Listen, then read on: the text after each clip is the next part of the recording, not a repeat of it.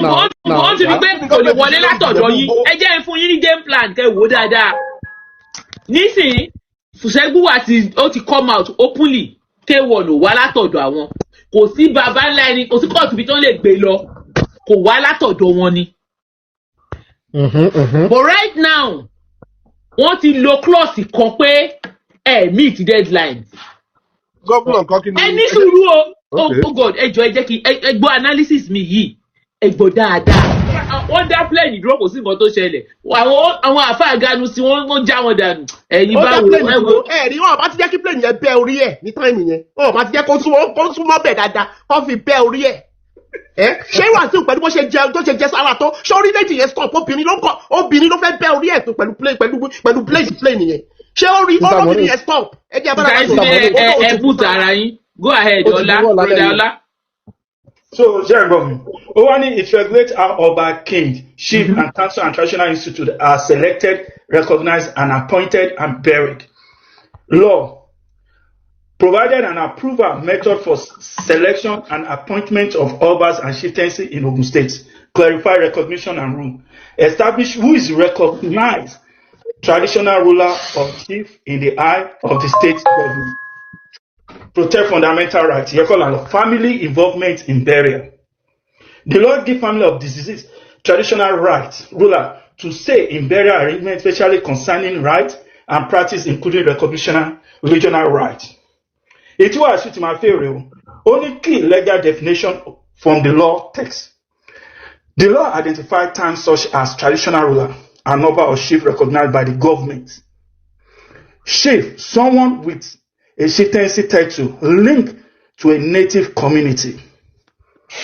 Honorary chief, a title confirmed by an Oba for service, non-hereditary. Kingmaker, individual or group entitled under customary law to select a chief or a king. So, our kingmaker, the government ló sọ. Only government role in chieftaincy. The state government. Endorsement in the government. Thank you. Only the state government, through the Commissioner of Local Government and Chieftaincy Affairs and the State Executive Council, oversee and recognition and validate of any chieftaincy or kingship. Bye-bye. Auntie Maureen, clear bye. And although, but political undertone. That's God bless. God bless. Although I'm bless, brother. Islander, you. Yeah, political undertone must speak. So. Not every political undertone. No. Emi ò deny you. Emi politics it was say. Yeah, of course. Yeah, Emi ò deny you. Politics it was say. Ẹjọ́ ẹ má bínú o. Ẹ jẹ́ ká bá wa tiẹ̀ sọ òótọ́. Wasiu látọjọ́ tó ti bẹ̀rẹ̀ kiri process yẹn tí ó wà mú form. Tó wá di 2 days. 2 days tó parí. Torí everybody, mistake tí àwa èèyàn máa ń ṣe lórí platform yìí. When you have an ambition and you want to do something, o ti máa strategize sílẹ̀. O ní strategy. O mọ̀ nǹkan tó ń ṣe. O dey carry out plan. Ṣe ní stage by stage ni. Nǹkan tó fẹ́ ṣẹlẹ̀ yìí wọ́n ti tó lẹ̀. And it's working according to plan as we speak. Ṣé mo pé nǹkan tó máa dùn àwọn ará Ìjẹ̀bú ni pé. Need that you are emotional about it. Mo ti sọ fún yín ti pé ẹni orí nìyí. No. It's going to be a kind of slap. No, that's just it. Èmi mọ̀ pé politics wà. Ẹni tó lè lọ mú form 2 days. 2 days to the ending of the something, to the ending of the process. Èèyàn kan ló tì í lẹ́yìn tó sọ pé ó yá lọ. Kí ló dé tó ṣe ti lọ mú form yẹn láti bẹ̀rẹ̀? Tó ti fẹ́ bẹ̀rẹ̀ kíní yẹn. Kí ló dé tó ṣe pé ó kú 2 days? Ó ní strategy. Ó bá mu láti bẹ̀rẹ̀ tètè lè dànù kò ní ẹ̀ nígbà ìṣẹ́jú. Sísá Maureen ẹ̀jọ̀ sísá ayé kílẹ̀ Sherry, all these faults lie in your Idege. Ẹni tó sign kíní yẹn fún Wasiu tó bá tún sign it, you will not find yourself in this situation. God bless you. I keep saying it. Ẹni tó sign ẹni àwọn fún ara wọn yàtọ̀ sí àwọn fún ara wọn. Ẹ lọ kú lẹ́yìn kẹ wá dúró kẹ wá mú sign ìdíje. You might win. The Ebi itself, the Fusegbu has denied that this person does not emanate from this family. Because think of this government at the law, Supreme Court going to that. Okay, Supreme Court kò lè dá padà. The Ebi says you are not part of us. You don't have a lineage here. We don't recognize you. I think you should first of all go to Mr. Made of More. Recognize this. No fún yín headache tó tó yìí. No, and Mori, nǹkan tẹ́mi rí tó clear out sí ni pé ẹ jẹ́ ká delay process yìí tó bá yá ó máa sún wọn. Sister Yetunde máa sún wọn. Wọ́n máa filẹ̀ fún Wasiu àwọn Awujale. Strategy tó ń lò ní. This is the joker. Ìjọ wo ni ilé ya, ìjọ wo lójúde ọba? June. May 29. So, May 29. The problem there is ojúde ọba. Exactly. Billions ló ń wọlé lójúde ọba kò kí ń ṣe millions.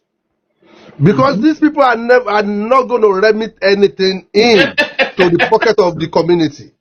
So ojúde ọba òun ni wọ́n lè lé lórí. Ẹ má bínú jẹ́rù pé ọmọ ìjọba yìí before ojúde ọba next ojúde ọba. No, ẹ kọ́ ìjọba tẹ́lẹ̀. Sọ nìyẹn owó ojúde ọba ni wọ́n lè lé lórí. Ó dábàá ojúde ọba tó máa jẹ bẹ́ẹ̀ o.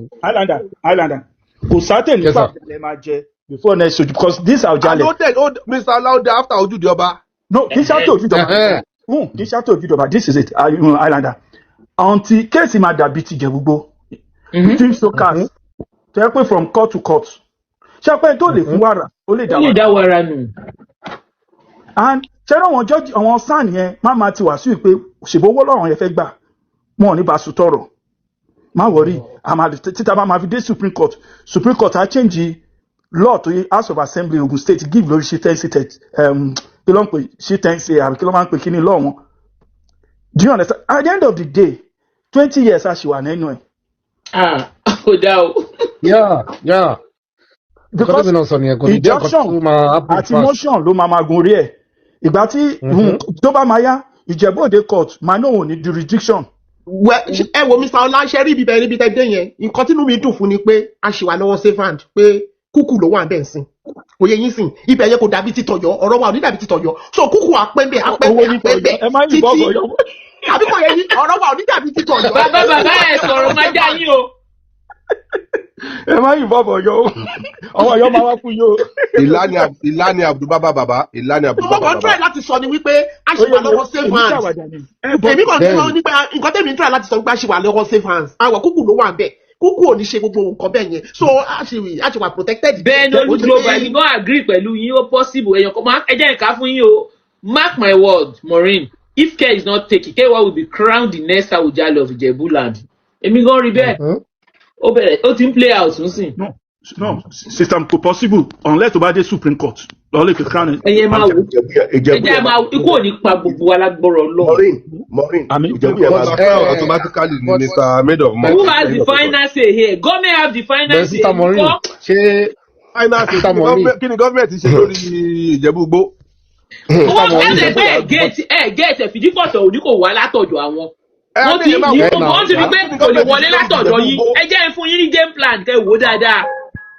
Nísìnyí Fùsẹ́gbùwà ó ti come out openly K1 ò wá látọ̀dọ̀ àwọn kò sí bàbá ńlá ẹni kò sí kóòtù bí tó lè gbé lọ kò wá látọ̀dọ̀ wọn ni. But right now wọ́n ti lo clause kan pé meet deadline. Gómìnà nǹkan kí ni. Ẹ ní sùúrù o.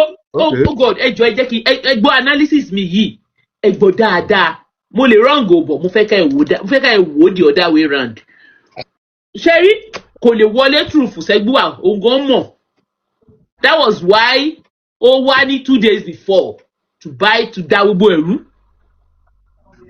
Tí ẹni yóò bá lẹ̀ tí kò lọ́dọ̀ yìí kí ló máa ṣẹlẹ̀ automatically to go to the next person. And next person like you are talking now ẹni wọ́n ti pín bẹ̀rẹ̀ sí méjì ó ti ní olórí ẹbí tí wọ́n ti jẹ green méjì wọ́n ti jẹ. There is no problem in Fùsẹ́gbùwà ruling house. There is no problem. There is no issue. Aunty Maureen ó dẹ̀ pẹ́ tí gẹ̀ẹ́tì kìíní yẹn mo ti try láti explain. Mr. Made of More jẹ́ kí n tún explain fún Aunty Maureen. Ṣé rí wọ́n ti mú ẹni tó wọ́n ti nominate ẹni tó fẹ́ kó di Awujale. Wọ́n ti nominate ẹni yẹn before that 14 days. Ṣé yẹ yín sí kí wọ́n sì tó wá mú form làwọn ní candidate wọ́n ti ready. Òun dé wọ́n fún ní time àwọn tó yẹ kó fún ní time wọ́n fún ní time. Wọ́n fẹ́ announce candidate wọn ní governor ní kọ́ máa bọ̀ kọ́ wá dé nǹkan máa ti announce. So governor no stop wọn from announcing their candidates. Ẹ jọ níbo náà ti go wrong. níbo náà wọ́n fi ṣe àti go wrong. Government ló ní ẹ má ti announce. So I don't use this. Mo try no tún sọ pé. No, right bẹ́ẹ̀ ẹni sùúrù society this is a chance pé Ayinde àti Dàpọ̀ mi rò pé wọ́n wà in good terms. So ó lè máa rò pé èyí ò ní fẹ́ support òun. Ṣẹ́rí ẹni tí à ń sọ yìí kì í ṣọmọdé o. Ẹni tó ti bímọ tí first born ẹ̀ ti wọ 50 years o kì í ṣọmọdé. Tó bá ń tì gan òun gan mọ̀ pé wọ́n ń tì òun. Tọ́mù èyí yín. Ṣẹ́rí nǹkan tó ń ṣẹlẹ̀ lọ́rọ̀ ọba Awujale kò já Awujale rí ni pé the more to make up mind there to fẹ́ jẹ́. First one I did 50 ṣá. No, first one it was 50 ọkùnrin ṣebí 49 now 50 náà ni. Ṣé pé yóò gbójú síta.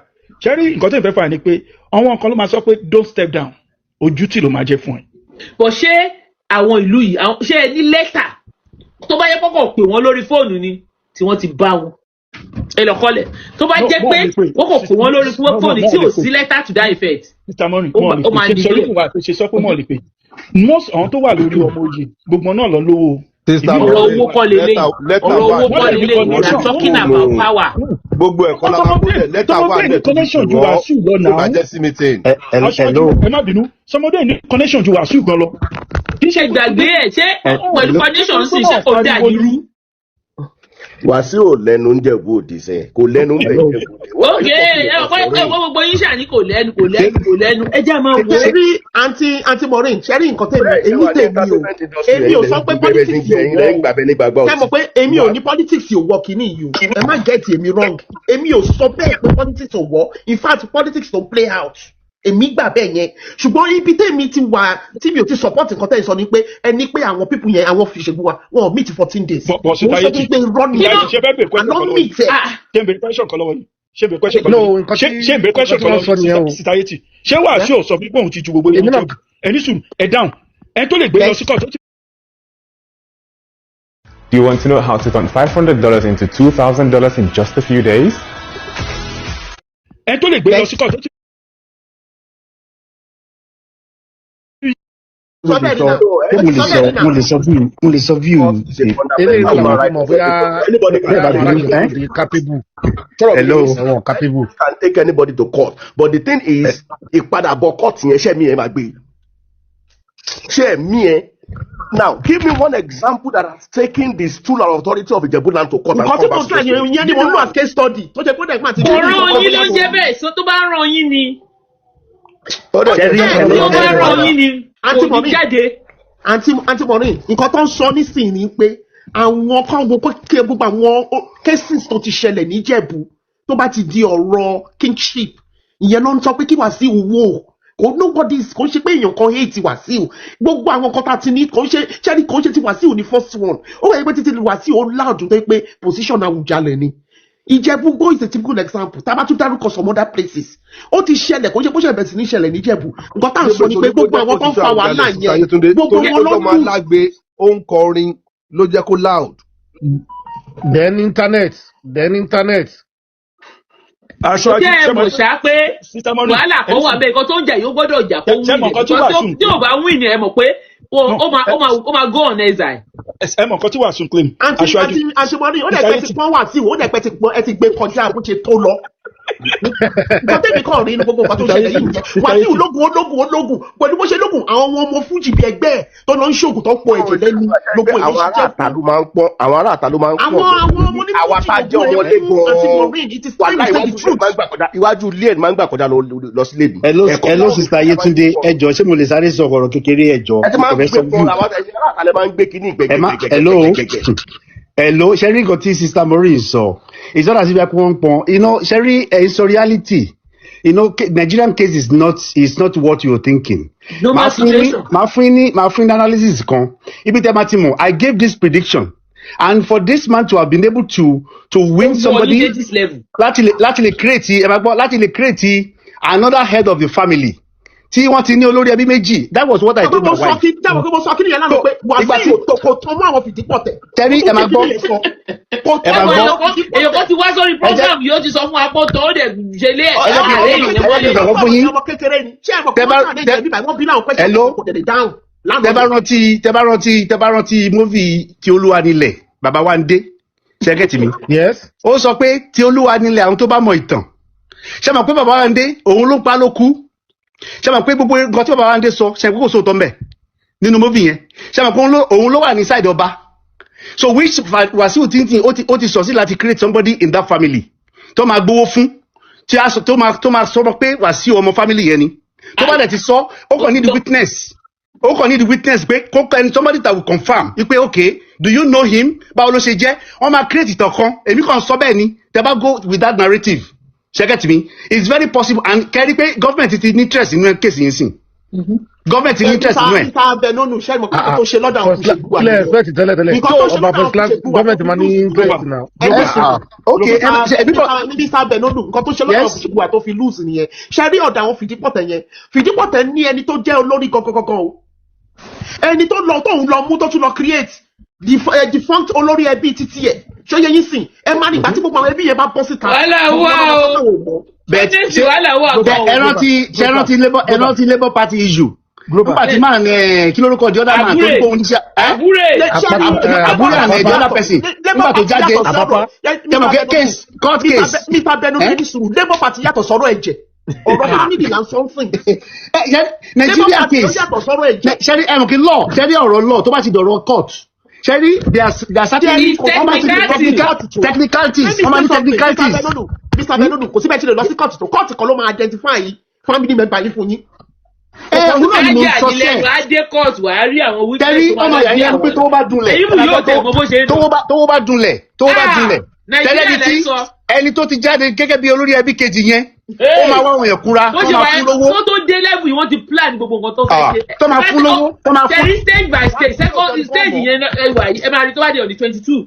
Tó o bá ti ní stop ní. Tẹ́rí nǹkan tó wà nílẹ̀ everybody has his price. Ṣẹ́rí anti Maureen ṣẹ́rí nǹkan tó right up nǹkan tẹ̀mí ní tó wà lọ́wọ́ mi tó pọ́ síta látọ̀dọ̀ government ni pé wọ́n ti sọ fún àwọn ruling house kọ́ lọ mú candidate wọn. Wọ́n jẹ́ postpone ẹ̀ sí January. Nǹkan tẹ̀mí rí nìyẹn. Wọ́n ti ní kọ́ lọ mú candidate wọn tó bá di January everybody I get to meet again. Ẹ̀yin lẹ̀ get to a right. Mo mú candidate. Court. Kò sí candidate kọ́kọ́ tí máa stop ẹ̀. Court máa stop ẹ̀. Injunction máa wọlé. Pending. Ṣẹ́rí nǹkan tó lè ṣẹlẹ̀ ní pé àwọn ẹbí ti sọ pé family ti Wasiu ń pariwo pé òun jáde lọ́dọ̀ ìyá ìyá. Ó náà mọ́. Wọ́n ní ìyá yóò bímọ. Wọ́n ti náà kẹ́ńbẹ́ yẹn. Wọ́n ní ìyá ẹ̀gọ́ bímọ kankan tó fi jáde láyé. Okay, sí global sọ kinní kan ẹni tó ń ṣe kinní yìí tó wà lábẹ́ tó ń dún ìlú fún wọ́n ti mọ ọyàn tó máa báyìí. Okay, Wasiu allegedly ni. Àwọn tó ní jọ́ọ̀jì lọ́wọ́ tó ní gbogbo nǹkan lọ́wọ́. Tẹ́ ń gbọ́ mi fẹ́lẹ̀ 10 million fẹ́lẹ̀ 5 million fẹ́lẹ̀ 20 million. Ṣé ẹni tó tí ì jẹun tó máa fẹ́ lọ school àpárọ̀ lánàjò. Ibi tí problem tí kinní yẹn fi lè máa. Dání kò dé kóòtù ni kò ní rí jẹ tó dé kóòtù yẹn. The only way tó fi lè strike at case ni pé kí governor gangan kó wà lẹ́yìn àwọn family yìí pé yes afẹ́fẹ́sẹ̀. Tí governor bá ti lè wà lẹ́yìn case yẹn. Governor ní wà lẹ́yìn anybody bó bá ti wà lẹ́yìn anybody ó máa neutral ní ojú gbogbo yín. Ẹ má tọra yín o kò sí ẹ yé tọra yín kò sí government. Another thing ẹ bá gbọ́ another thing ẹ tó fi wò another thing bá fi wò ẹgbọ́n tó bá ti dọ̀rọ̀ ẹgbẹ́ sà ẹ fún mi wọn sẹ. ẹ máa gbọ́ sà kẹ́mọ̀ pé 2027 bọ̀ election bọ̀ 2027. Global ṣẹ́rí hello yes. ṣẹ́rí tábà wò lọ wò bọ̀. Àwọn tó rán ìhó Nàìjíríà èló ni Ìjẹ̀bú nínú Nàìjíríà. Allegedly wọ́n ló sign contract pẹ̀lú APC di 2027 òun ló ṣe máa kọrin fún wọn. Ẹ fi yẹn forget about that. Ṣẹ́rí tábà wò lọ ṣẹ́ ń gbọ́ mi ṣẹ́rí ibi tí ẹjọ́ ilé máa ti dẹ́sẹ̀ lẹ̀ gbogbo ọmọ oyè tó jẹ́ ọmọ olówó láàrin wọn tó bá fèsì Wasiu á kúrò nù fún wọn nǹkan tó lè jẹ lọ ni. Àwọn yẹn fara wọn ẹni wọn ò kò. Thank you ẹnu wọn ò dẹ̀ tún kò. Àwọn 60 kí ló dé 60 nìkan jáde. Ṣẹ́rí ẹ jẹ́ kí n sọ̀kan fún yín ṣẹ́rí nǹkan tó fẹ́ kẹ́ mọ̀ ni pé kí nǹkan tó lè mú Wasiu Ayinde láti lè ní that effrontery láti kó sọ pé òun ti ẹ̀ jáde in the first place ó ní láti ní backing he has a backing ṣẹ́gẹ́tì mi now ẹ jẹ́ kí n dẹ̀ kọ́mọ sí pé Awujale of Ijebu land kò ń ṣọba kékeré ńlẹ̀ Yorùbá ṣẹ́gẹ́tì mi now looking at the political issue tó ń lọ Nàìjíríà sí tẹ́ bá tún wò from that point ṣẹ́gẹ́tì mi sí ṣé mo kó lè kó fẹ́ plant Wasiu láti lè solidify Yorùbá support coming election because ṣẹ́rí nǹkan tó ṣẹlẹ̀ yìí kò ń ṣọ̀rọ̀ kékeré o. kò síbi tán kò sí ẹni tó fi jẹ ọba Awùjalẹ̀ tí ò ní fún wọn ní state yẹn. Well èmi kàn tún wo from that perspective ṣe mọ̀ but for that case to have gone and I said it before mo ní pé kíní yìí is highly political. It is. Secondly, I continue to say it on this platform. Mo ní ẹ wò dáadáa o. But nígbà táwọn yẹn ti knock it off. Ìgbà tó ti full extension mo ní wàhálà àti dé. Ìgbà tó ń knock it off mo kú wá síbí báyìí mo ní ṣó possible. Kí èèyàn máa wà láti Ìjẹ̀bú Òde. Kó dẹ̀ máa claim Ìjẹ̀bú Òde. Ẹ mọ̀ pé mi mò ń ṣe show yìí. Àwọn èèyàn ń pè mí lẹ́yìn àwọn lie. But mo jókòó. Àwọn ti Fìdípọ̀tẹ̀ kan some people from Fìdípọ̀tẹ̀ are even claiming pé kò wá látọ̀ ìdílé àwọn. Iṣẹ́ pé Fìdípọ̀tẹ̀ kan wájọ Monday tó sọ ń bíbá yìí pé family ọ̀hún kan ìkànnì kò ṣe family wọn. Sister Mọ́rí ẹ jẹ́ kí nǹkan kan yẹ wá ṣe rí wọn. Ìjẹ̀bú ti fún láyè látilẹ̀. Àkọ́kọ́ ó máa ń dùn mí pé a máa ń worship owó nílẹ̀ Yorùbá. Everywhere nílẹ̀ Yorùbá nìkan. Kílẹ̀ mí ìpè Ìjẹ̀bú fún láyè látilẹ̀. Good. Láyè kílẹ̀ wò tí gbogbo ìdílé. Ṣebí hello Nàìjíríà ṣebí iná lẹ ṣebí orí program yìí orí program Sitamori ni mo tún gbọ́ tẹ́nìkan ṣe analysis bí Wasiu ṣe jẹ́ olórí ọmọọba Ìjẹ̀bú. Bọ̀ sí bàbá Awùjalẹ̀ ṣé kò lè sọ no fún ọ Tinubu. Tí wọ́n give analysis. You know, but what I'm saying is this. Second command at that time. Clearly so no fún Tinubu. But Goba, ẹ jẹ́ kí nǹkan kan yẹn. Ẹ má gbé yẹn wá sẹ́. Ọmọ Ìjẹ̀bú ni Goba. No, mi ń ṣe ọmọ Ìjẹ̀bú, ọmọ Ogun State ni. Aṣáájú Yétì ẹ máa rántí case motel. Yíbò tí wọ́n fi jọ oyè gbà yẹn tó ní gbogbo nǹkan bí ẹjọ́ lòun wá. Gbà tó rí ẹjọ́ ṣé pọ̀ ọmọ Yíbò ta ló rántí case motel. Ẹ̀mí ò gbé náà gbà tó rẹ́jọ́ yẹn tán náà. Tó rẹ́jọ́ ẹ ṣo mà. Ṣé rí nígbà míì máa wà ṣé ń gbọ́ mi? Ṣé rí Awùjalẹ̀ fún rẹ̀ èyí tóun dálẹ̀ gan. But because of buying here, the fair face the truth. No, Auntie Money, mo sọ mi by lánàá. Yes, tó dálẹ̀ ló pọ̀ jù. Ṣé rí tẹ́ bá wo ayé case motel náà gbà yẹn ní 80s 90 tó fi joyè níjẹ̀bú. Ẹ̀kejì Wasiu nínú nǹkan téèyàn kan bá mi sọ ní látàtà parí show yìí níjọ́ Monday èèyàn kan pè mí láti ọmọ family mo fẹ́ mention orúkọ yẹn ó ní ṣé mo mọ̀ pé Wasiu gangan ìyá ẹ̀gbóyún ẹ̀wà Jẹ̀bú ni. Wàhálà dídé o. Ṣé àwọn kọ́mọ sọ kí Auntie Money ṣé àwọn kọ́mọ sọ wípé kò ìgbà tó wá márì. Ṣé gbogbo ọkọ tẹ́ ẹ̀ ń sọ yìí ẹ̀ lè confirm ẹ̀ sọ́fà tẹ́ ẹ̀ lè confirm ẹ̀. Ó yàtọ̀ sí Wasiu o. Yàtọ̀. Ṣẹ́rí ẹ̀mọ wait ṣẹ́rí ìgbà tó gẹ́gẹ́ mọ̀ ní pé government ló máa finalize case yẹn. Ṣẹ́rí gbogbo nǹkan tí everybody ń sọ. Everybody come mú one story of the Mr. Ọlá ṣe Ìjẹ̀bú náà bí sí ni Èkó náà bí sí náà. Èkó náà bí sí àkùsẹ̀ tó jiyàn. Tó ẹ lè mọ. Ṣẹ́rí ẹ lè mọ bóyá ẹ ṣe jẹ́.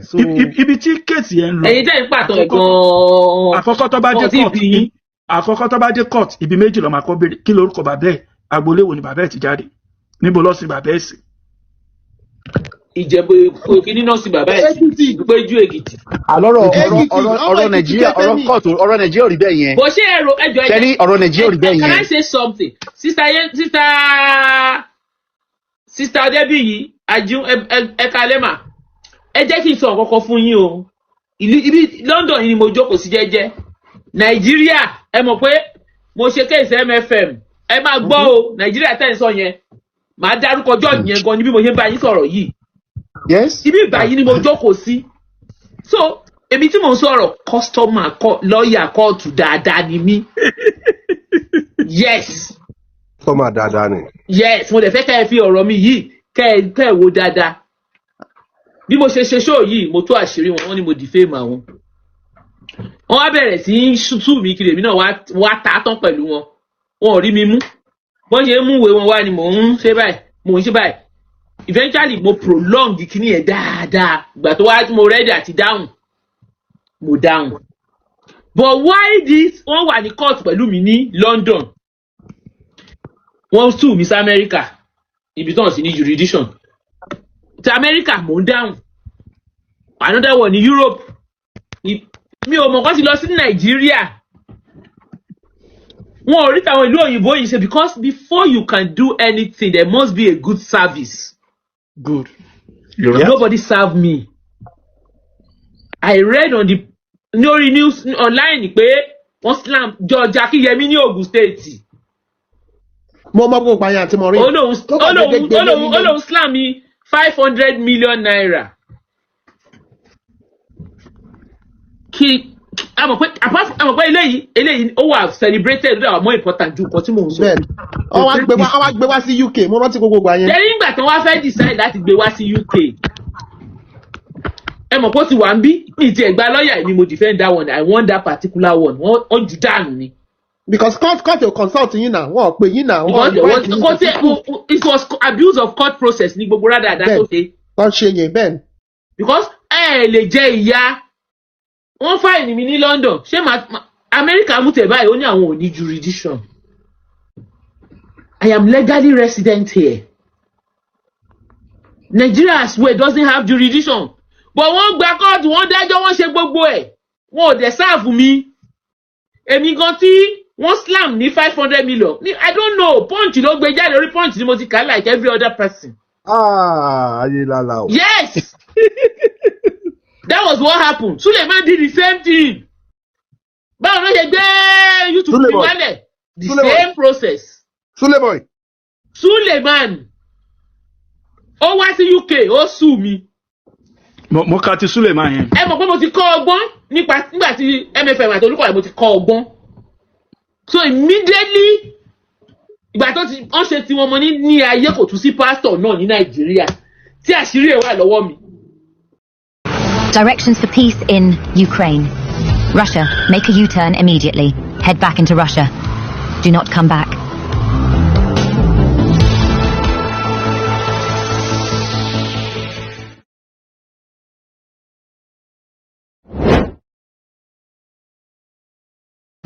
Tí àṣírí ẹ̀ wà lọ́wọ́ mi.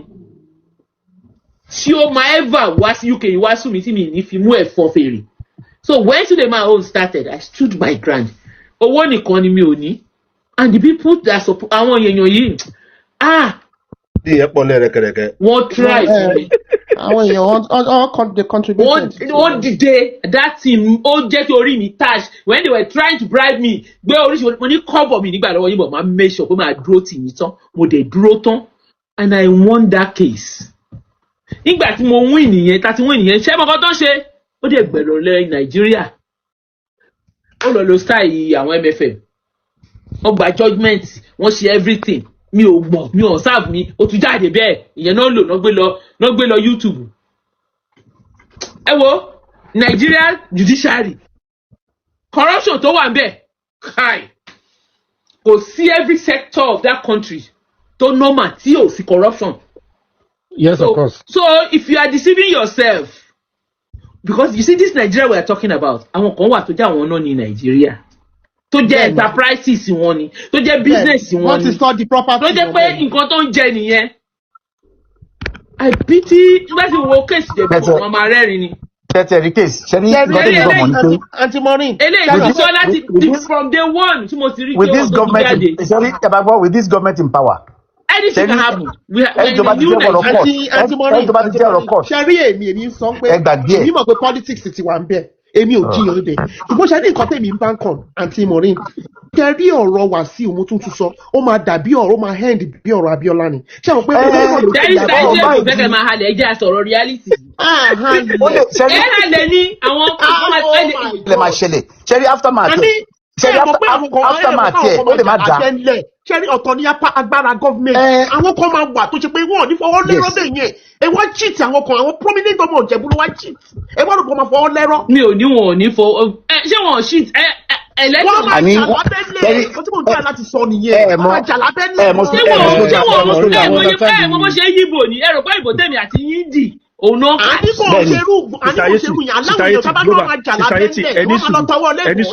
Ẹni sùúrù Society ẹni tẹ́ ń sọ yìí tẹ́ bá rántí pé ó ti pè èdè kan rí lẹ́ẹ̀mejì wípé kò sí nǹkan tó ń bá fẹ́ Nàìjíríà tó wọn ò lè gbà ibo ó tún lérí fẹ́yàn kan London gbà kan pé òun lè sọ kó má wọ Nàìjíríà kì í ṣe pé wọ́n ní ó sọ ni ó dẹ̀ ti wà lórí YouTube tó fi kàn nígbà. ẹgbọ́n ọ̀kan tó sọ ń bì ẹ mẹ́jà tanra wa ó sọ fún yín ó ní kẹ́ ó lè máa pàdé ní pópó ó ní kẹ́ ìgbẹ́ni dákẹ́ kọ́ má bí ṣé ẹ̀ ti pàdé pópó ni for him to even have the audacity to take the whole of Ijebu lọ court. Ijebu to court. nǹkan tá à ń sọ nìyẹn society ṣé bá ọmọ Ìjẹ̀bú. àní nǹkan tí ṣẹ́rí ọ̀rọ̀ ṣẹ́rí nǹkan tẹ̀lé sọ́ọ̀sì ni pé ṣẹ́rí kíní ìtẹ́báwo lọ wò bọ̀ politics ti wọ̀ ẹ má jẹ́ àtọ́ra wa. òun náà la sọ. èmi ò dáùtì bẹ̀ ṣùgbọ́n mọ nǹkan tẹ̀mí ń fàyọ nísìnyí pé ṣé ẹ mọ̀ pé àwọn kan tún wà nínú family irú Fùṣekú wa yẹn tó ṣe pé very prominent name ẹ mọ̀ wọ́n náà. not prominent ẹni sùúrù ìwọ Wasiu wá from nowhere tó ṣe pé òun tiẹ̀ lẹ́nu tó wọn ò lè dúró lẹ́gbẹ̀ẹ́ wọn ká sọ tán ó wá fẹ́ fọwọ́ rọ́ wọn lójú ó fẹ́ fọwọ́ gbá wọn mọ́lẹ̀ nǹkan tẹ̀mí sọ pé ṣe mọ̀ pé adákẹ́ jà ló máa wá nǹkan tó bó ṣe máa parí nìyẹn nǹkan tẹ̀mí ń fẹ́ láti. ẹjọ́ dìgbà yẹn lọ́wọ́lọ́wọ́ reality ìjà tá à ń jà yìí ìjà ojú pópó ni. ìjà abẹ́lé ló máa pọ̀ ju ìjà ọkọ̀ tí mo mí. ìjà pópó ló wà nílẹ̀ yìí kò ń ṣe tábẹ́lé ìjà pópó ẹ̀ ti pàdé pópó. àní ìjà àná abẹ́lé máa bọ̀. àwọn tẹ́lẹ̀ wà prominent yẹn àsìkò ilẹ̀ máa mọ̀ bóyá wà prominent. God bless you. Exactly. Prominent. Exactly. àbí wọn wà prominent. so ẹni tó wà prominent tó ń jà yìí kò rí. federal might tó bá sọ̀rọ̀ federal might ẹ fọ̀rọ̀ lẹ̀. bẹ́ẹ̀ ló ṣe rí nìyẹn. federal might. ok mo ti gbọ́ tó bá wà prominent ó ṣe wá ń drag wọn báyìí. kẹ́rí mi ò sọ pé federal might. abẹ́rẹ́ ìjọba is a national issue. gbogbo Ìjẹ̀bú ló global. sì gẹ̀ẹ́dì èmi ò sọ pé kò ní wọlé don't get me wrong ẹ wò ẹni èmi fi ṣírò ara mi ni ok gọ́ọ̀mẹ̀ntì lágbára jù mí lọ ok gọ́ọ̀mẹ̀ntì gbé Wasiu wọlé ẹni gọ́ọ̀mẹ̀ntì wá gbé Wasiu wọlé ṣọtí gọ́ọ̀mẹ̀ntì wá gbé Wasiu wọlé èmi adákẹ́ máa wò náà máa jẹ́kẹ́ máa pariwo yín náà ṣùgbọ́n lábẹ́lẹ̀ èmi náà tọwọ́ abẹ́ bọ̀ náà ẹ jẹ́ sọ òtọ́ ọkọ tẹ́mi sọ nìyẹn I'm not talking about the government. bẹ́ẹ̀ ẹ̀jẹ̀ tọwọ́ abẹ́bọ̀ ẹ̀ mọ̀ nǹkan tó jẹ ẹ̀ mọ̀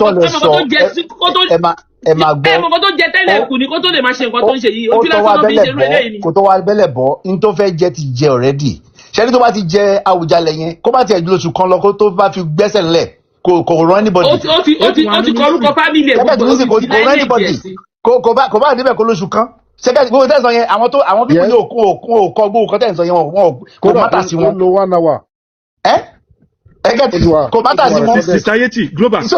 Sherry is a slap on Ijebu general. Ipe Wasiu can take the Ijebu to court. Yeah. It's a slap. It is, but kí ló fẹ́ ṣe mọ́. pẹ̀lú ẹ̀yin Ijebu. Kí ló fẹ́ ṣe lórí ọ̀rọ̀ àwọn EFCC tó wà ní àwọn abálẹ̀sì.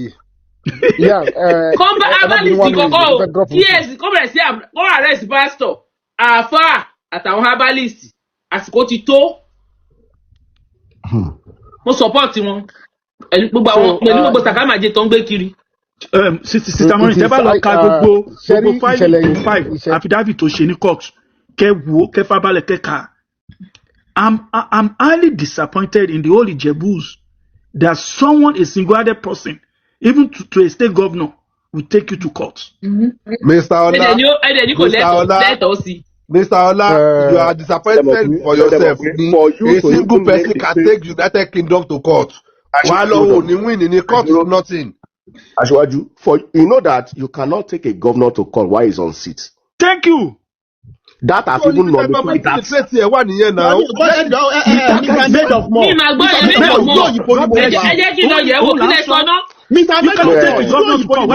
Anybody can swear. A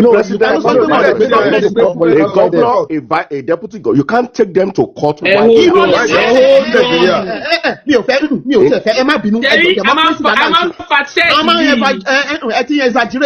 Exaggeration thing war. Nigeria is about practice democracy. You can sue anybody. No. This is Nigerian constitution. This is Nigerian constitution. Government constitutional immunity. They have immunity. You cannot sue them. Arrest me. Wọ́n lè investigate wọn. Wọ́n lè convict wọn for anything. Wọ́n lè arrest wọn for anything. Wọ́n lè lọ sí kóòtù náà. Wọ́n lè gbé wọn lọ sí kóòtù.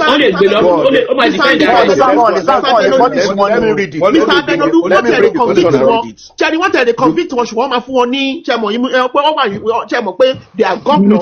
So your immunity máa wọ̀. So your immunity are war. What they convict what immunity are war. And it's a civil case. And where is a civil case? Benny. Even criminal case come. What should they be one? The only thing that me come on is matter you might justify. Money, can a sitting governor be sued to court while still in office?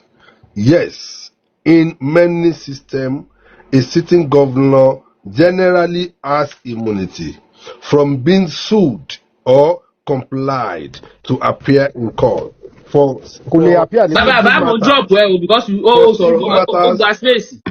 civil matters during their term to focus on governance. But this varies by country. However, they aren't typically immune from criminal investigation or prosecution.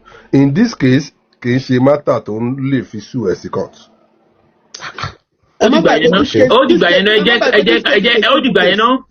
This case is a civil case. Ẹ má gbàgbé. Nǹkan tí èmi tẹ̀ fẹ́ sọ last before èmi kan máa drop fún so. Nǹkan bí wàá ṣe wáyà kì í ṣe lọ́ọ̀yà. So nǹkan tí èmi fẹ́ sọ ń bẹ̀ náà ni pé. Tó bá máa dé ìsìn wá gbé technicality bọ̀ wọ́n á yí gbogbo ẹ̀ lójú wọ́n bá yí á wá máa dàbí pé ṣẹ̀ṣẹ̀ rí ìlú yẹn náà corruption ibẹ̀ yẹn. Okay, Madam in Nigeria, governor got his suits in court in Nigerian context. Mention one. Why? Nítorí kò sí accountability. You can only see this is what you do. You can pile up their cases. Unless they go and read section 308 of Nigeria Constitution. So you can only arrest wọn ní doctor bá ti gbé oyè kalẹ̀ lọ máa ń tètè arrest wọn, but while on seat you cannot do anything to them. Eléyìí arrest yàtọ̀ sí kéèyàn sue èèyàn sí court. You can't sue them. This is Nigeria. Go and read the constitution. Ẹ má gbàgbé civil case eléyìí wọ́n lè sue wọn. It's a civil case wọ́n lè sue wọn. Civil case. But Wasiu lọ sí court to win wọn. Take me to court doesn't mean that you will be a winner. Yes. Ẹ ká máa wò ó gbé lọ sí court ó gbé ìjọba lọ sí court àbí anybody lọ sí court kò mí ipò máa win ni kò mí ipò máa win. Àmọye case tó wá gbéyàn lọ sí court tó yẹ pé kò dẹ̀ ní win á tún padà wálé so ẹ ká máa wòran. Àwọn èèyàn náà ní jókòó wọn ní jókòó kọ́ máa wò. I'm less bothered nísìnyí because ẹ mọ̀ pé kò èmi kò tiẹ̀ wà less bothered. Mo wà mí ò wà bothered nítorí pé mo mọ̀ pé èmi kò wà bothered pẹ̀lú ẹ̀ ó kàn for the next 50 years. Àwọn tó ń ṣe ọmọ ìjọba. Prince ẹ kálẹ́ o. Àwa bóná fáìlì. Prince ti lúbo ṣéjẹ̀bú ni. Ẹjọ́ ẹ àwọn bíi mọ̀rin báyìí ló ń gbé lórí làwọn bíi mọ̀rin ló ń gbé lórí. Kò move àwa 1 cent kò move wa báyìí. Ọmọ ìjẹ̀rù kò move ó kàn fẹ́ lọ láti ní. Hello Prince, good evening. No Princess, ẹ kálẹ́ gbogbo lé o. Ẹ kálẹ́. Ẹ kálẹ́ ma, ẹ kálẹ́ sà. Princess Raji ló ń sọ̀rọ̀ láti Oru. Ìjẹ̀bú nìyẹn orúkọ ọmọ tí rí Rájí bẹ́ẹ̀ yẹn àwọn Ìjẹ̀bú nìyẹn. Ẹgbẹ́ tó kọ́ mi Ìjẹ̀bú Òde ni. Òun náà mo sọ pé mo ti rórúkọ yẹn sẹ́ẹ̀ Rájí. So ẹgbẹ́ Palace ni family house ọkọ mi wà.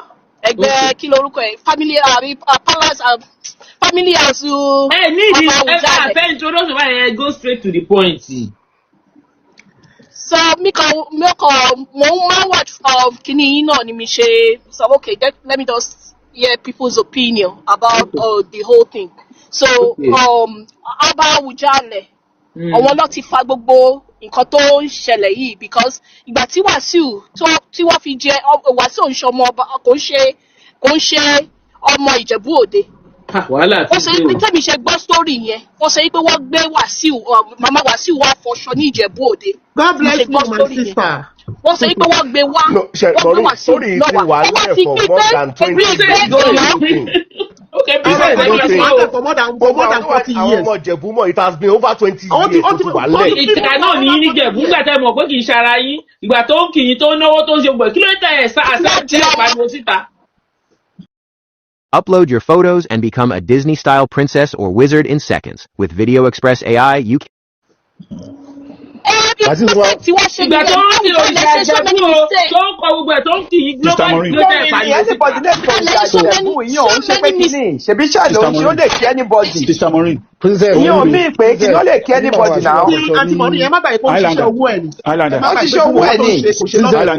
Irú kílè yìí ọmọ ní fowó ṣe kámúrú rẹ dúdú kámúrú igbó ifá. Ẹ̀kọ́ dáadáa. Anífowóṣe ò sí níjẹ̀bú Òde. Àti sọ. Anífowóṣe ni Wasiu ń jẹ́, anífowóṣe ò dẹ̀ sí, kò sí níjẹ̀bú Òde. Adésanya, a point of correction, Adésanya lórúkọ wọn sí. Orúkọ tí Wasiu jẹ́ pọ̀ òun. Anífowóṣe ni Wasiu láti ilẹ̀. Anífowóṣe wà ní gbogbo Ṣàgámù rẹ̀ mo ó wà ní gbogbo bẹ̀yẹn. ó wà Ìjẹ̀bú jáde let's fún be oṣù honest sísà. ẹ jẹ́ ká wà honest ó wà ní gbogbo Ṣàgámù rẹ̀ Balógun Èkó kò sí níjẹ̀bú òde àwọn fámílì onífowóṣe wo ló wà níjẹ̀bú òde.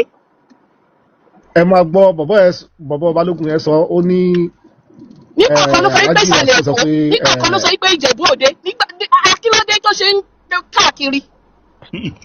Nǹkan tó sọ̀rọ̀ ó ní Ẹ̀pẹ́ ní 1983 live kan tó ṣe ló ń pè mí Ẹ̀pẹ́ from there ló mú sísàlẹ̀ Èkó. Ẹ̀pẹ́ is still part of Ogun State ẹ má gbàgbé pé part of Ẹ̀pẹ́ is still Ìjẹ̀bú. ṣe mọ̀ pé ìgbà tó jẹ́ ń pè mí Èkó ìgbà ló fi jẹ Olúọmọ of Lagos tó yẹ kàn fi jẹ́ 1999. No, honorary oyè nìyẹn náà. Kì í ṣe honorary o, ó ti o. Honorary of course.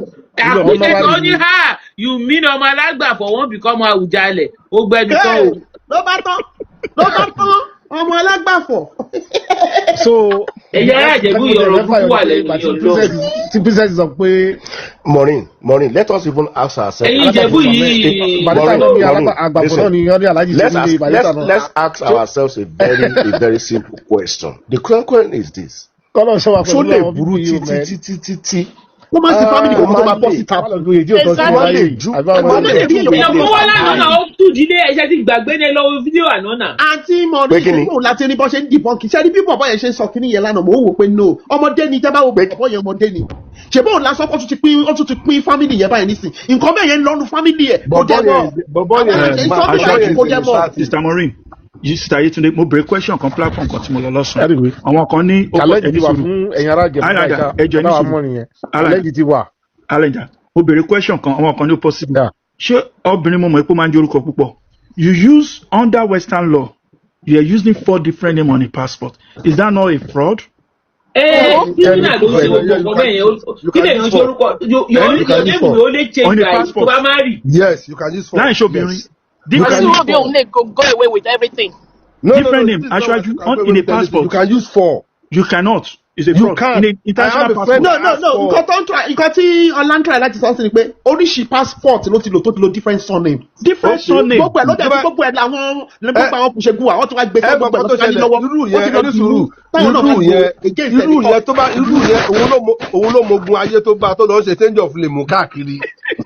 Bọ̀ kò lè gbá dìsàmbí kó gbé sàkàmbí kó wá tó gbòmìnira wọn ó máa lọ padà ṣẹ̀wọ̀n gbòmìnira. Jẹ́ kí ó gbé Musa wá Musa ò kì í ṣe surname ní Ìjẹ̀bú Òde. Ẹ̀yin Fúlàní ní Ìjẹ̀bú generally kì í jẹ́ Musa ò kì í ṣe Fúlàní ní Musa. Identity fraud ló pè yẹn.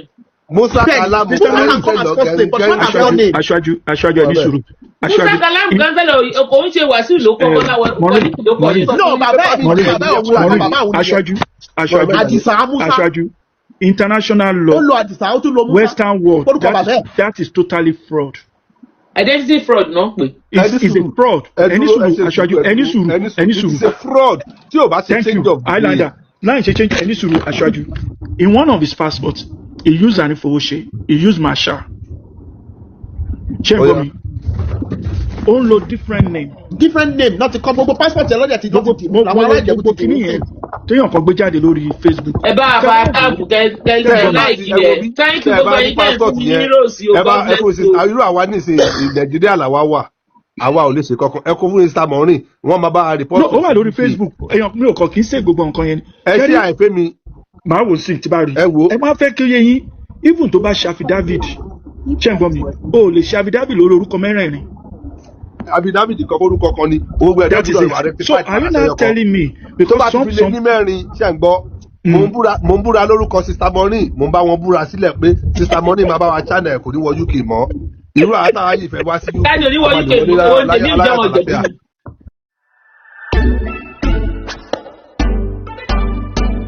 Hi, my name is Dot Lung. I'm a Káyọ̀ ní wọ UK owó ń tẹ̀lé ìjọba ọ̀jọ̀gbọ́n. Ẹ má búra lé Káyọ̀ ní wọ UK owó ń kọ́ tèmi kan yẹn. Aṣíwájú èmi lè ṣe yẹn o taba get hold of that pass taba get hold of that pass. Èmi àti yín kọ́ mi o ẹ má kó lọ́wọ́ ń bẹ̀ ọ́ ẹ má kó bá mi o. Ok ṣé UK lẹ́yìn wà ní. Bí UK mo wà tó taba ní passport yẹn lọ́wọ́. Sísá Yétúndé. Bẹ́ẹ̀ni. Ẹ jọ torí Ọlọ́run mẹ́mi náà travel. UK Nàìjíríà lè mi wà. Wọ́n gba Nàìjíríà passport mọ́ wọ́n ti rí gbogbo bí láti kórìíra wa. Ẹ̀gbọ́n wo kan tó lọ gbòòrò ní Amẹ́ríkà. Prince kí lè sọ. the next Awujale ọmọ ẹgbẹ́ Bọ́ba Máyégún Akilẹ̀ Ìjẹ̀bú ni ẹ lọ fara yín balẹ̀. Wọ́n ní kẹ́lọ́ fọkàn balẹ̀ pé the next Awujale K1 the ultimate. Àlọ́ ń bá yín sọ K1 the ultimate ṣọ́ra ẹ̀wọ̀ arábìnrin yìí. Bàbá yín ti dé. Ìyàwó K1 á ti lọ alájà. Kò sí lè tó ẹ má wọrí ẹjẹ́ ìtọ́jú. Ẹni tó rí ilé ara ẹ̀ tó ló máa tó odindi Ìjẹ̀bú land. Gbogbo ọba Ìjẹ̀bú. Ẹbí tó rí ilẹ̀ ìbí wù mí. Gbogbo pátá bẹ́ Awujale lọ́wọ́.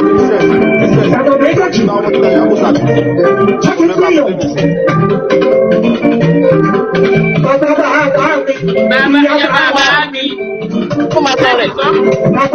Mami.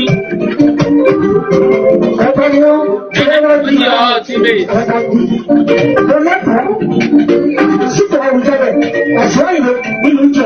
Ode.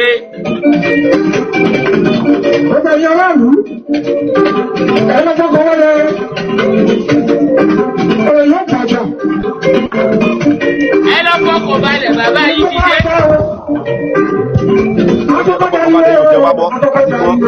Ó ti mọ ọkọ tó ń ṣẹlẹ̀ ó pọ̀. Aṣáájú, Mr. Mori, ló máa fáyé ní ìgbà tí ó.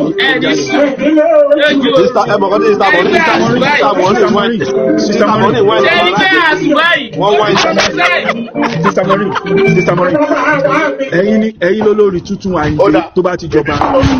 Mori ló máa fáyé. Ó dẹ̀ ní sùn. Mori ló lórí tuntun Ayinde.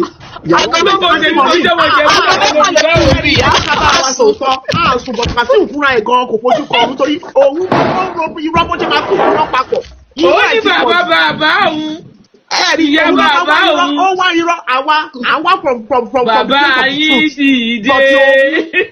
Ẹni tó ṣe pé ní àwọn ọmọ láti ìdílé kan kò ní àwọn ẹbí yẹn á ti sọ pé ibi ni ọmọ bíi ni ọmọ ibi bíi lọ sí bàbá. Ẹgbẹ́ àájú mi báyìí ó lẹ́ẹ̀ní sun ẹ̀dẹ̀ sùn lóòótọ́ ṣẹ́ sùn. Òun kúrẹ̀ àǹtí Maureen àjọ sùn ní ṣùgbọ́n ó rú títí ẹ̀ ló wọ̀ sí jù.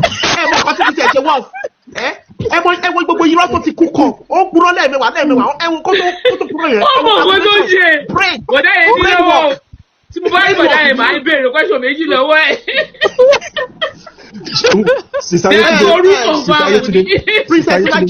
Princess Laji ṣé ẹ máa drop kẹtù padà wá because ẹ ń hẹ́kò. Kẹtù padà wá. Oh sorry. Ẹ drop kẹtù padà wá. Ó ní bàbá yìí ti dé. Sister Maureen la máa fún Ayinde tó bá ti jọba. Bẹ́ẹ̀ni àwọn ọlọ́tẹ̀ máa ṣe ìyàwó kékeré. Wọ́n fẹ́ràn àwọn báyìí ẹ lọ wò wọ́n. Àwọn ẹlẹ́bàá yẹ́lò ní gbogbo wọn kò sí àwọn dúdú kúrákúrá bí ẹ̀yìn pọ̀jù báyìí. Ó gbé gómìnà lọ sí kọ́ọ̀tù, ó gbé local government lọ sí kọ́ọ̀tù, ó gbé Fùṣẹ́gbọ́à lọ sí kọ́ọ̀tù, ó gbé àwọn afọbajẹ wọn sọ. Ta ló ń sọ̀rọ̀ yìí? Ẹ̀wẹ̀ sọ kálẹ̀ o. Ẹ mọ̀ pé tó bá ti gbé gbogbo àwọn yẹn gbogbo Ìjẹ̀bú ló gbé lọ sí kọ́ọ̀tù ní ọ̀nà. Gbogbo Ìjẹ̀bú ló gbé lọ yẹn. Ẹ kálẹ̀ sà. Bọ̀dá mi ẹ kálẹ̀ ṣàlàáfíà ni ẹ káàbọ̀ sórí ètò. Mo ti pẹ́ látàárọ̀ nítorí sísá yìí mo ti gòkè. Okay, God bless you. Ẹni kan tí Ayinde sọ fún yín látàárọ̀ 2 story ló máa ń sọ òótọ́ ọ̀rọ̀ ló máa ń sọ. Mo mọ. Kò sí wọn bẹ́ẹ̀. Ṣé rí ẹ tó bá máa jọba Ìjẹ̀bú? Jọba Ìjẹ̀bú ò ṣe ọba kékeré o. Ẹ jẹ́ kí n sọ story kan fún yín. Okay, mo wà àgbà tí mo wà l'Amẹ́ríkà. Pọ́sì mi wá pè mí. Ní ọmọ Ìjẹ̀bú lèmi náà. But I'm not from Ìjẹ̀bú Òde. Pọ́sì mi wá pè mí. Wọ́n ní ìdílé wa sì máa jọba pé ọba yẹn èmi máa jẹ́. And I was telling my father pé mi ì fẹ́ jọba because I still have a brother. Bẹ́ẹ̀ kọ́ lè jọba. Mo pọ̀ sí mi fowó ṣe. Nítorí Ọlọ́run bless me. Bobby J mo ti rí wọn mo ti gbé wọn sókè. Ṣé ẹ gbọ́ mà? Ọlọ́run pé owó wà lọ́wọ́ mi pé kébì wá jọba. Kí n fọ yẹn pé mo wá sọ pọ̀ sí mi pé mi lè jọba yẹn pé torí pé kí ni I have a brother. Ẹ bá mi bá tap kẹ̀ṣẹ́ à program yẹn jọ. Tó lè jọba yẹn. Bàtọ́ wá yá pọ̀ sí mi wá pè mí pé bàbá ẹ̀ wà l'Amẹ́ríkà. Mo ń tàbí bàbá mi wọ́n ní Síkírù. Mo ní kí ló ṣe wọ́n? Ìyẹn Síkírù tó kó Awujale ni mo sọ o. Mo ní kí ló ṣe wọ́n? Wọ́n ní wọ́n ṣèṣe lẹ́nu stamp. Nìyẹn náà ṣiṣẹ́ lẹ́nu stem pípẹ́ sẹ́ ń dùn wọn. Ṣé pé Sayid ní sọ kínní yẹn? Sayid tó kúrọ́ o, wúmọ̀ ẹ̀ mọ sórí gidi gan. Wọ́n wá ní kí n gba nọ́mbà Síkírù. Ọ̀rọ̀ tí mo ń sọ almost 15 years ago ni. Wọ́n kí n gba nọ́mbà Síkírù Awujale pé kí n pè wọ́n pé kí n kí wọn o ní Houston. Wọ́n wá sí Houston, Texas. Mo wá pè wọ́n. Mo ní ẹ̀rọ àṣà kábíyèsí àwọn ta ló ń sọ̀rọ̀. N bá sọmọ tí mo jẹ́ ní kí ló ń ṣe wọ bàbá ẹni kó wá jọba? Ó ní òun fẹ́ jọba. Mo ní kì í ṣe bẹ́ẹ̀ sá. Báyìí. Síkírù wa ń sọ fún mi pé èjì báyìí lọ́wọ́ náà jọba pé kí létí mo lè jẹ́ pé kí n jẹ́ pé kí n mú ní kò rí bẹ́ẹ̀ sà ń pé mo nẹ́gbọ̀n níwájú but ẹ̀yìn kan tó wá wà ẹ̀ tó follow after táwọn ò bá jọba yẹn ẹ̀ tó follow àtó lè jọba yẹn mo wá sọ fún ẹ bá wa power tap o. wọ́n sọ possible pé kọ́ ní yẹn kó lọ jọba yẹn pé kó má wulẹ̀ wọlé pé èmi ò ní interest sí ọba Síkírù wá ní pé kí n má ṣe bẹ́ẹ̀ pé kí n jọba yẹn pàtí ẹni yẹn wọ́n lọ bá Síkírù níjẹ̀bú òde ṣé mo kí Síkírù fi gbogbo ọba Ìjẹ̀bú pátá Síkírù fi jọba kò tẹ́ ẹ̀ mọ̀ kí ọba Síkírù jọba kékeré gbogbo Ìjẹ̀bú pátá títí mọ́ gbogbo Ìjẹ̀bú ìṣara everywhere Síkírù ló máa lọ bá Síkírù ló máa bá Awùjalè ló máa lọ bá ló máa ní go ahead kò ló jọba yẹn táwọn ìjọba ní no is no so Síkírù wá sọ fún mi pé tí ẹni tó fẹ́ wá láti other state other ọba àkejì yẹn tọ́wọ́n bá ní no ni àṣẹ ni kò dé ẹni yẹn ò lè jọba yẹn lálálálálálá so máa yẹn wá lọ bá pọ̀ sí ni pé bàtọ́mọ́ inú ò fẹ́ jẹ́ Síkírù ní tí òun pé máa yẹn wá Awùjalè wá rán máa yẹn sí pọ̀ sí ni pé tí ọmọ bàbá ni yóò bá ti jọba àwọn fẹ́ gbọ́ lẹ́nu pọ̀ sí mi kí pọ̀ sí mi tó sọ pé òkè o kí máa yẹn lọ jọba yẹn Síkírù pọ̀ sí mi máa pè mí pé kí n jọ mo ní Alhaji mi ò jọba ẹ kí máa yẹn jẹ wọ́n ní ṣe mo ṣọ́ mo ní wọ́n ẹ̀mẹ́ta ni mo bá kábíyèsí ọlọ́kọ̀ fọ̀rùn kẹwọn Síkírù sọ Síkírù ṣe mo ṣọ́ mo ní ẹ̀sà ẹ kó máa yẹn kọ́ jẹ kọ́ gbé kó nídìílé wa kí máa yẹn jọba yẹn Síkírù wá bèèrè ọmọ yẹn pé ṣó ti kọ́lé sí Ìjẹ̀bú báyìí máa yẹn ní òun ti kọ́ Síkírù wá ní kó lọ kọ́lé síbẹ̀ tó bá ti kọ́lé bàtí ọmọ máa yẹn ti ní òun ò jẹ́ òun máa àpúrúfẹ́ ọba Ìjẹ̀bú òun ṣọba kékeré o tí ẹ̀gbọ́n tí wàá sì bá ní òun tẹ́rí sí nǹkan tó máa ṣẹlẹ̀ oníṣẹ́ kékeré Síkírù láti bá sọ fún mi pé àwọn olè dá lè Jẹ̀bú ní pé tí mi ò ti kí fẹ́ dára mi sọ dáadáa pé mi ò ṣe ní pé nǹkan tó bá ti fẹ́ jọba Ìjẹ̀bú gangan ló máa gbé fún ìdílé yẹn máa gbé fún wọn ní bàtí mi sọ pé mo jẹ́ yẹn kí máa yẹn lọ jọba yẹn bàtí mi sọ ẹ̀mẹ́ta léraléra ni kábíyèsí bèè lọ́wọ́ mi mo ní ẹ̀sà ẹ kọ́ lọ jọba yẹn wọ́n ní ṣe mo ṣó mo ní ẹ kọ́ lọ jọba yẹn ní pé ọba Ìjẹ̀bú ìjọba kékeré tó wọn máa sáyẹn fún yàn kó lọ jọba yẹn wọ́n ní ẹ̀sà tọkọtọkàn kókó òǹdílé kọ́ lọ jọba yẹn tó pé pọ́sí mọ̀ lẹ́lòmíì èmi mo ní ẹ kọ́ lọ jọba yẹn ní Síkírù bá yẹ pé ẹni lọ́wọ́ jọba yẹn sìn ó jọjọ ọba ìlú Ìjẹ̀bú yẹn sìn ó ti yẹ yín nítorí Síkírù náà òun ẹni ẹ máa wò Ìjẹ̀bú bó nìyẹn. ẹ máa wòlẹ̀ Ìjẹ̀bú ayé pé ni so kì í ṣọba kékeré ó ti yẹ yín tó ẹ ti kí Wàsíù kó tó fẹ́ tẹ́rí sí gbogbo sísọ ayé tí yẹ sọ yẹn ní ṣe gan kékeré kọ́ lọ́ba o nítorí mú Síkírù sọ bẹ́ẹ̀ fún mi kó ṣe ba kékeré síkọ̀ kékeré kí pé kò ní jẹ́ ó máa jẹ́ àtúbọ̀tán ẹ̀ kọ́. ẹ ṣeun àwọn ìbọn físíkà là ń kó àṣọ nípa spiritual èmi sọ nípa spiritual. Sister Maureen. oníṣẹ́ polówó. As governor of the state, so also the governor moves to ensure comfortability for the citizens and dwellers of the state. So ẹyin sọsún àkòsí problem lọ́sùn free train rè o. Ademola Jackson Nurudeen Adeleke has arranged a free train ride from New Terminus Lagos to Osun State on Tuesday, 1st December for Christmas and 30th December 2025 for New Year celebration. The take-off time from Ido Terminus Lagos on Tuesday 23rd and 30th December is 10 a.m. while the train goes back to Lagos. Ọ̀fẹ́ ló bá dé o. Kò sí train lọ sí Ìjẹ̀bú. Kò sí train lọ sí Ìjẹ̀bú. And sundry be aware of this Imole free train ride as this gives opportunity to travelers to have a glimpse of the good works that are happening in the state. Announced by Dr. Kumijenyo, Honorable Commissioner for Commerce and Industry, Osun State, on behalf of the state executive governor. Ó yá, mo ti gbọ́. Kò sí train lọ sí Ìjẹ̀bú àti Abẹ́òkúta. Wọn ò ní train ní ọ̀nà lẹ́yìn. Ṣé ọ̀rọ̀ ni ṣé ó ti dìjà. tó bá jẹ́ yẹn ni màá ní kí ẹ̀gbọ́n mi má fẹ́ yìí o. Ìjẹ̀bú ti fọ́ sí bandit ni ò jẹ́ ká fi ṣe fẹ́ ìṣẹ̀lẹ̀. Yes, mo fẹ́ kàn sáré chipping pẹ̀lú gbogbo nǹkan mo ti kọ́ potential láti bí àná wa. Ṣé rí process ọba Ìjẹ̀bú kò ń ṣe nǹkan tán lè tètè yanjú. The first point is this. Àkọ́kọ́ tẹ bá wò ó dáadáa bàbá Síkírù Adétọ̀nà kọ́ ló ń fọ̀rùn kẹ́wọn. Bàbá yẹn pẹ́ lórí oyè almost 60 years.